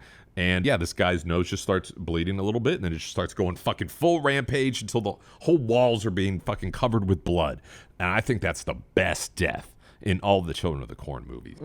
I did like the Red Bear character too. Now, I know the whole Indian burial ground, tying that to, Native American folklore can be a little problematic, but I felt for the time that it worked, and I thought that he brought a nice little nuance to the character that we haven't really seen in any of the other Children of the Corn characters. So he was really fun, and he kind of stole the show a little bit, so I liked him a lot. I did like the fact that the corn mold causes madness, and this might have been a reason why these kids went crazy. The whole supernatural element is cool, but I did like that they introduced a new rationale for why these kids went crazy. Even though it gets a little convoluted, this whole plot about the corn and the mold, and we still got to sell it, and, greedy townspeople and the sheriff's in on it, even though that gets a little muddy, I did still like it a lot, and I thought they at least tried to add something new to it, which they didn't have in the other ones. Speaking of death scenes as well, I like the Dr. Death. Dr. Death was fun. He was in his office, and I think a whole bunch of kids came and started stabbing him to death. So again, adding to Children of the Corn movie with some of the best death scenes. Kids burning town hall down scene. Ooh, I like that one. Yeah. So there's a scene in the film where all the adults gather into a town hall, and I think they're talking about corn or some shit. What else are they talking about in these movies, right? And then they lock the doors and they burn all the adults down inside. I thought that was really fun. I enjoyed that scene a lot. The sweet children of Gatlin have chained the door. And like Havon said, one of the best posters out of all of them, too, with the scythe and the kids in the background. Very creepy. And I have a lot of nostalgia for seeing that on the shelves in video stores and being kind of terrified by it. So for all those reasons, I put Children of the Corn number 2 down as my number 2. So that brings us to numero uno, and I shudder to see what Carl's about to write. I figured out everybody's. Jesus Christ, here we go. Children of the Corn, our number 1 pick. This is all she wrote. We're about to reveal it right here, right now. God help us all. On the count of 3. 1, 2, 3, reveal. The final test. There we go. Okay, so a lot of different movies. Very, very shockingly, Carl has Fields of Terror. Children of the Corn number 4 is his number 1. Very shockingly. 5. Bold. 5. Oh, Jesus, it's even worse. Okay. Bold, underlined, italicized. Very shocking. You disappoint me. Now you must be treated just like the others. Almost as shocking as your number choice as well, Vaughn, The Gathering. Vaughn is quite proud of that. That isn't a part 4. Yes. I kind of suspected as much. And then we got Jordan over here. He's listing Children of the Corn 2 as his favorite Children of the Corn film. I can't argue with that. But before we get to that, Carl, please, for the love of God, explain yourself to us all. What the hell's going on? Everything that Jordan said, just capitalized, underlined, bold. This was the most fun I had watching any of these movies. Yes. And I feel like if you're especially horror specifically, you should be entertained and you should have fun. And I was entertained from the beginning to the end. I had fun. I enjoyed myself. I was engaged. This one could watch by myself, no problem. Wow. Okay. Enjoyed it so much. And I think partially I love slasher movies. This one may have had the most slasher feel to it, with the setup, with the teenagers. I like that the main character Lucy was looking for her brother who left when the kids were being adopted from this guy in his farmhouse. I like the twist that Enright wasn't really Enright, and thought it had a very good practical effects with his head splitting open. I like that Ezekiel's selective. He's like, this is the Harvard of cults. No walk-ons, no financial aid. We handpick who we want. I thought he was the best leader. He's my favorite leader. Like I said, he had the best kids with him. He assembled the best team like that's what leaders do. You can be the best leader ever, but if you can't assemble a team, you're not playing the game. You're the coach. He had the great team, great atmosphere. I really wish they pushed more on him being kind of a pervy leader, though, because they did hint with the Lucy's brother's kid or pregnant girlfriend and kid and stuff that it might be his. I always leaned to a little bit more. They could have some really good scenes, could have added another layer to his character. But, I mean, they hit it with the isolated rural setting. Cornfields, check. Small town, desolate, check. Campiness, check. B-movie charm, check. Pacing, pretty solid. Like, it was one of the few that there really wasn't like a dull moment. Maybe there were some poor decisions made by characters, but it's a horror movie. This is one that as a writer, I would love to rewrite this. Like, I feel like you could have like added some better things to it just to enhance it. But, as far as the crop of them go, best of the crop. I did like the idea of this ceremony. I thought it had the best indoctrine or sacrifices with the flaming silo, like silos on cornfields and farmhouses. Like, that made sense. I do agree that the ending with how he is defeated wasn't the best, but I don't think it wasn't the worst either. So I'll bypass that. I didn't mind the whole child with the green flames in its eyes. I just wish that it was like, oh, that's Ezekiel's child. Like, just own it. Make it more clear. Yeah, just own it, and then you're fine. Mm-hmm. Yeah, for me, highest watchable value of the franchise. I will say I do like, we've kind of touched on it. There's like a whole like DLC of Ezekiel trying to make sure that Eva Mendes can't. Yeah. She can't just join the cult. That was like a solid 5-7 minutes. He's like, yo, I keep trying to. Yeah, you gotta climb that ladder to the top. Oh, I did it. Damn it. I had to say, Vaughn was gaslighting me because whenever he was like, "Oh, I know what Carl chose," I was already shaking my head, crossing my fingers, like, I can't believe whatever you chose, Carl. Everything you said was fucking beautiful, Carl. I agree with everything you said. I mean, like, I kind of jumped in on yours, but highlight everything you said. I mean, I think it's better than 2, but that's okay. I'll take it as second on your list. Yeah. I mean, the same realm of fun, I think. Yeah. No, I stand by what I said about his Carl's choice. I was disgusted. Dude, you have the gathering at number 1. What the fuck are you talking about? Oh, I'm about to.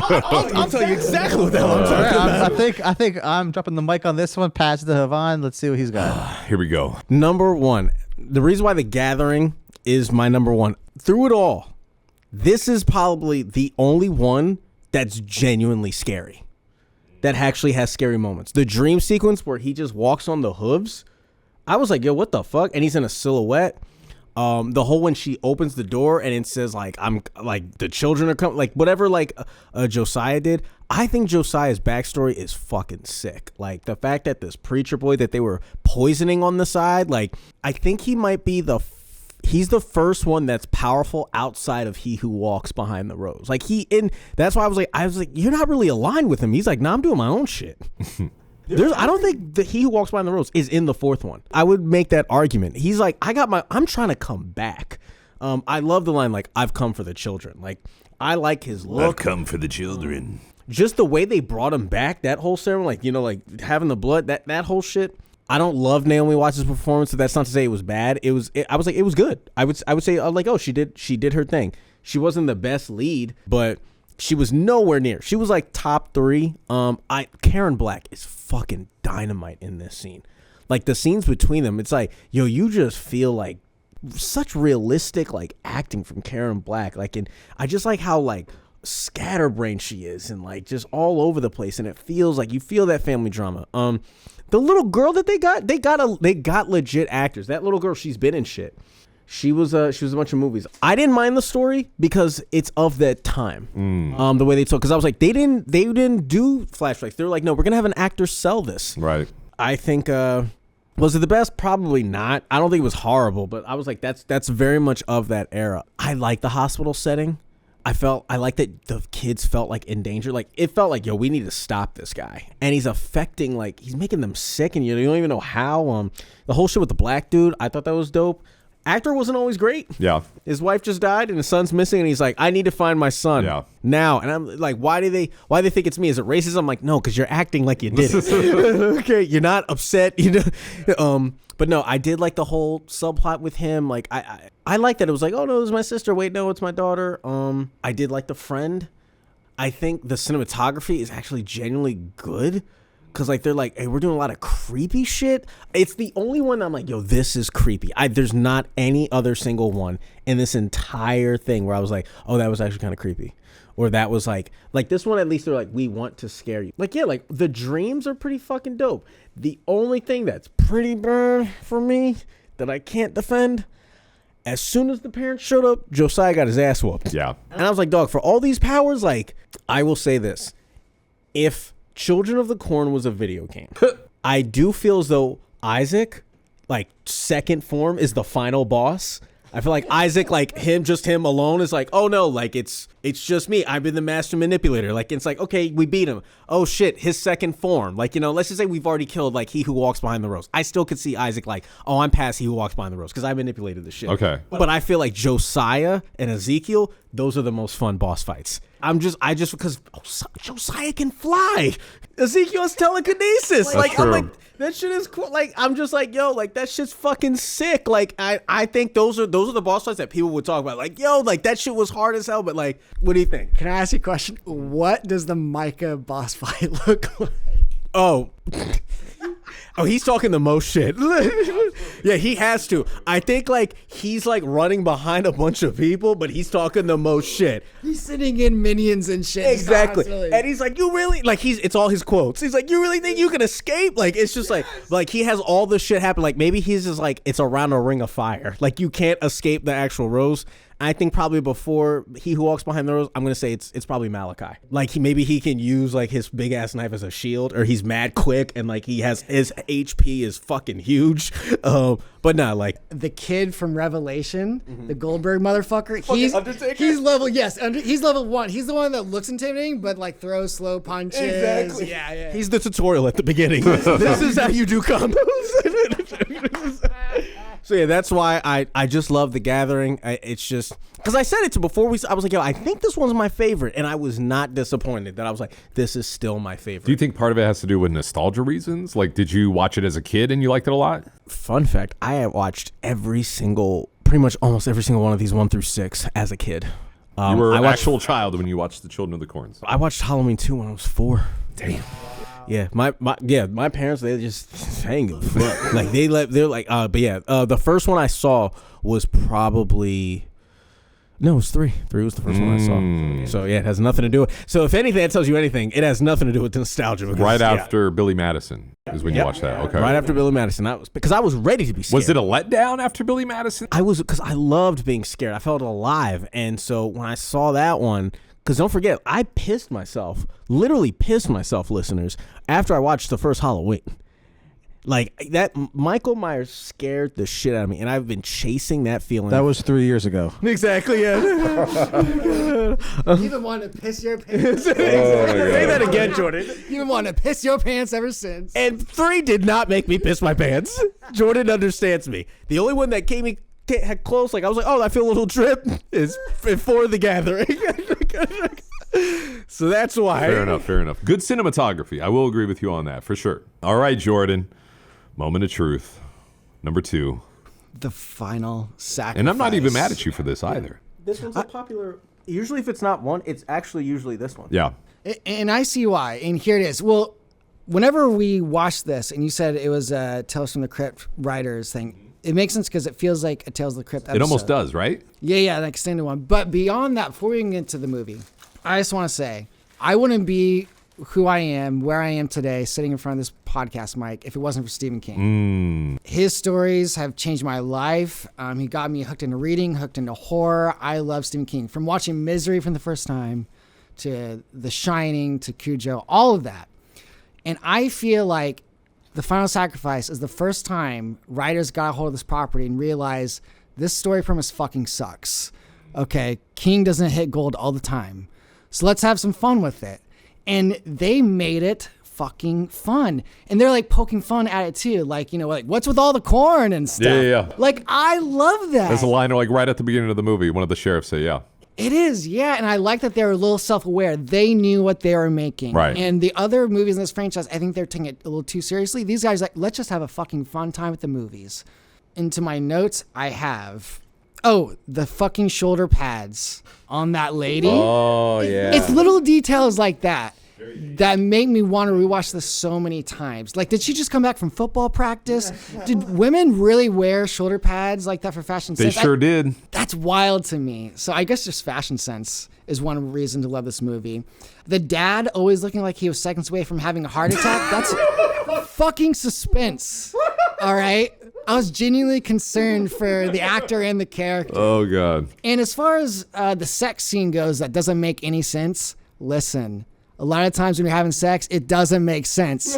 You're asking, how did I get here? Why am I still doing this? That was one of the most realistic scenes in this whole fucking franchise. Very fair. Very fair. Yeah. I actually really like the corny teenager romance. I'm a sucker for any movie that does this. Seeing a girl bathe in a waterfall, I'm like, I'm in. That's true love right there. How is it not? Speaking of which, yeah, I bought their chemistry. Sure, that the actor playing the boy isn't that great, but she made up for the slack. She made it believable. What I don't buy is Danny joining the cult. It just seemed like he was kind of like, yeah, I'm bored, whatever. I'll join your cult just to piss off my dad, I guess. Right. That's the actual dialogue. That's what it felt like. Hey, that's pretty relatable for a teenage boy. It is. Oh, absolutely. Mike is like, we'll take it. Well, yeah, absolutely. See, Ezekiel been like, I don't know. Are you committed or I don't know? What we need is a moment before that between him and his dad where they blow up on each other and Danny's looking to rebel, look for affection. Oh, So- that would have been so much better if they would have did that. Yeah. Yeah, so that's one little note. That's fine. Not every movie's perfect. Even Spielberg has some duds. He has some missed opportunities. Yeah. This movie's fucking awesome. Another reason why, it's because fucking Red Bear is the hero of this movie. He should have been our protagonist instead of the dad, John, who just kind of wanders around town passively. I would probably go out on a limb and say top character in the franchise for me. I felt so bad because he put in so much work and he got murked. So we've all talked about how Micah is the best leader. He's the high school sports coach of cult leaders. Dude, he's fucking people up. Jeremy, you mentioned before the effects work on they did. This is a 1992 movie. To have the blood coming out of that guy's ears and eyes. Like, I'm genuinely like, was that a dummy? Were those special effects? Could that guy actually do that? That's how we got the role? I don't know. Best death scene. Absolutely. So yeah, it felt like the writers, filmmakers didn't have that much respect for original source material, but they knew it was a fun playground to play in. And the tonal shifts to comedy would bother most, but I love that. The old lady, dude, fucking comedy genius. The old lady has the best fucking death scene ever when she gets skyrocketed by a semi-truck through a window. All right. And you're like, oh, we're not seeing that lady anymore. Cut to her fucking twin sister who acts the same. She's back bitching. And she has an equally awesome death of the Wizard of Oz with the house collapsing on her. Yup. And so that was fun. Yeah, I just think if you could only choose one, and I could say, listen, if you want a fun time, The Final Sacrifice. All very good points, and I got to agree with it. That's my number 2 favorite. It's an urban setting. It's a city. We're not in the cornfields anymore. But that's part of the reason why I liked this so much, was the fact that it's so different and the setting so dissimilar from everything else. So just the fact that the visual look and style of this is a lot different from the other ones really sets it apart, and I like. Yeah, the geography of the house next to the other kid's house, and then there's an abandoned warehouse right on the other side of the fence. Makes absolutely zero sense. But if you're willing to rock with it, you can still go along and have a good time. The fact that he grows the corn and he's got this whole plan, our leader Eli in this one, I think it's a fun plan. I think it's very ambitious. I love the fact that he's trying to spread this corn disease to cities all across the United States. It makes the story a little bit bigger. It brings us out of just Nebraska or the Midwest. It makes it a much more tangible threat that it could be widespread. And I mean, just imagine like kids all over the world just killing their parents. It's not just one town. He's one of the best leaders, I feel like, too. He is creepy, and I feel like he does a really good job of selling this whole leader aspect. And I know somebody mentioned that they didn't like the whole dad stock market. That was you? Oh, wait, I didn't like the dad at all. But Okay. me and Carl both didn't like the dad stock market thing. Yeah. I didn't like the dad in general. I didn't mind the stock market thing. I didn't mind the dad character. I liked the fact that he was so greedy and focused on just wanting to make money and on his business that he was completely overlooking all the red flags that we were getting from Eli all the way through. His wife dies, and it's just, okay, well, we're just going to continue on with this corn plan. I remember this is Carl's least favorite scene. And the movie just kind of comes in. It's not bad. It's not bad. I enjoyed it. Jordan brought up probably one of the main reasons why this is one of the better entries in the franchise. Oh, God. We're going to the special These effects. special effects. Damn right. From Screaming Mad George, one of the best special effects artists out there. From the very first scene in the cornfield, where we see the dad or the adoptive dad or whatever of our two main brothers get killed. I think it goes Evil Dead and we're wrapping corn stalks around him. Oh, and then his face gets sewed up and a whole bunch of crazy stuff. It's very fun. It's gory, and I really liked it a lot. Gross. Not only that, but Jordan also mentioned the spine scene with the friend where they go back to Nebraska. Another great death scene. Somebody mentioned the mom death scene. I thought that was great too. Let's get into the elephant in the room, though, which is the finale with the Barbie dolls. I can forgive the fact that we got the Barbie dolls in the end. God damn it. How? Under what pretense? Exactly. I listen, I'm looking at it, and it's very clear that they ran out of money. Or they just didn't allocate it correctly, or they were rushed, whatever the reason. But how can you have such great deaths in the beginning and at the middle and right before the climax, and all of a sudden just be like, and then here's what we got? As a director, you should know, like, all right, we're not going to save the climax for the last day. That's a death wish. Maybe they rewrote it. I don't know exactly what the rationale is, why it became so low quality, but I think the low qualityness and badness of it kind of makes it more endearing. You know? Thank you. Like, you go from these very great special effects, and we get to this big finale, and all of a sudden you just got Barbie dolls being picked up off the ground that are clearly not people. It's just so kind of crazy to see that, and you just kind of love it. You know, I really enjoyed it a lot. And we got Charlize Theron, obviously, in one of her early roles. She plays a big part in the finale, too. I don't know if she gets killed or she gets wrapped around with the corn stalk or something, but I loved it. I was here for it. The monster effects, obviously not that good, but I'm willing to forgive it all for the ambitiousness of the idea that they went with for it, and how silly it is kind of funny and endearing. So I got to give props for that. Yeah, Urban Harvest, just a really solid one. Don't Know the Corn film. My number one.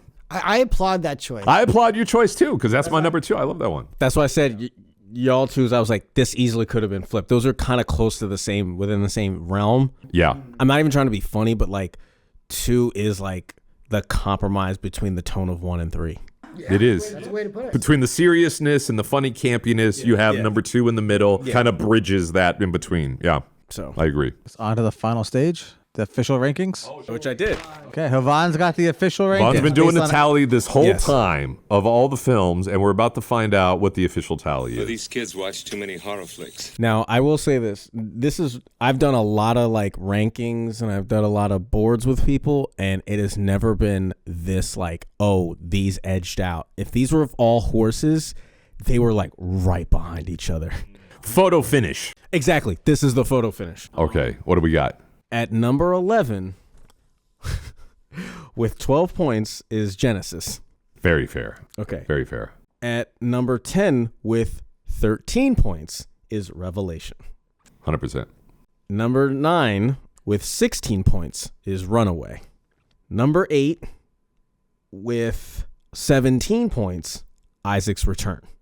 This is so fitting. Tied at 6 and 7, the remake and the reboot. Wow. Okay. At 20 points. Interesting. Number 5, at 28 points, is Urban Harvest. Let's fuck this whole total up for us. You bastards. At number 4, so help me God, with 33 points, is Field of Terror. Wasn't expecting Solid. that one. Yeah. Should have been higher, but that's okay. Really wasn't expecting that one. Beating it by 1 point is the OG at 34 points. Wow. Number 3? That's For number 3. number 3, the OG. At 33, at 34 points. Yeah, Field of Terror was 33 points. Wow. Beating the OG by 1 point at 35 points at number 2 is Final Sacrifice. Woody woo. Let's go. And beating that by 1 point, just a point, is The Gathering at 36 points. It's unbelievable. It's because it was his one and my 2. It was, yeah. We jumped it up. Yeah. And it never had a low ranked number because the lowest number was 7. Damn. That was the lowest number it Very had. surprising. So it seems like we can all agree that everything after 5 is just differing levels of dog shit. But at least all of us have some affinity for one of the ones between 1 and 5. Yes. Yeah. Oh yeah. It's 1 through 5 is like It's cool that 2 maintained 2. We have a surprise for you. I forgot to bring up the Letterboxd review for part 3. I don't even remember what it is, but this one comes from Justin DeClough. With a 3.5-star rating, he says, how do you make a good franchise film? 1, double down on the title. Corn? There's so much freaking corn in this film. Number 2, shoot it like Sam Raimi. Hell yeah. Number 3, give a dozen big special effects scenes to, why not Screaming Mad George? Number 4, end it with a big monster killing a bunch of people. Ta-da! Instant franchise winner. That's not so hard. Justin, you read my mind, sir. Wow. That's right. And this ends this horrible nightmare that we started so long ago of ranking the Children of the Corn movies. We've finally come full circle, just like a circle in the corn maze, you know? And I'm very happy not to be watching any more Children of the Corn films anytime in the near future. So thank God for that. This has been fun trauma bonding. Yes. I'm very glad we did this. I feel like this is, like when a whole bunch of hostages are kept together and then they stay friends after the kidnapping. I feel like this is kind of like us now, you know? We've gone through this very traumatic experience. We're here to tell the tale, and nobody else would really understand this trauma, unlike all of the rest of us will. And I remember, like, very much saying, I'm like, yo, the Children of the Corn movies are bad. I remember saying that multiple times. Well, these kids watch too many horror flicks. No. Thanks for tuning into this episode of The Cast. Make sure to check out our other episodes. Stay cheesy, and remember, there's nothing to fear but film itself.